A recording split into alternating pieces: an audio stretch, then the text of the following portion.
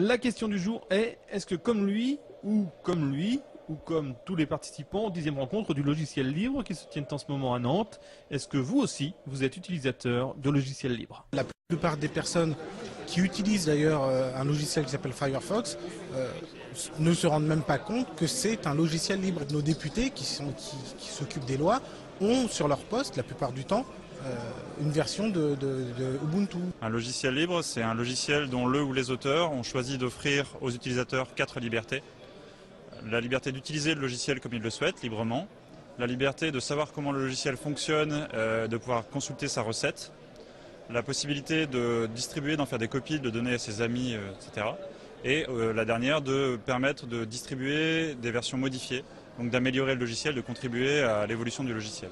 Alternative à l'hégémonie d'éditeurs comme Microsoft ou simplement communauté d'échange informatique.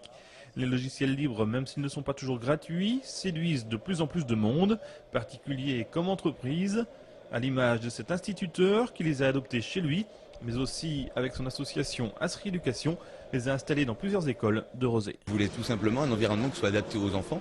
Là, on arrive à trouver, grâce à Linux et grâce à cette communauté dynamique, des logiciels réellement adaptés avec un environnement qui est déjà tout prêt, où on va retrouver du ludo-éducatif, un traitement de texte qui est pratique et fonctionnel pour les enfants, un éditeur HTML de façon à pouvoir créer des pages internet, ce que l'on fait maintenant régulièrement avec des enfants à l'école primaire. Un exemple parmi d'autres présenté jusqu'à samedi à l'école Polytech de Nantes.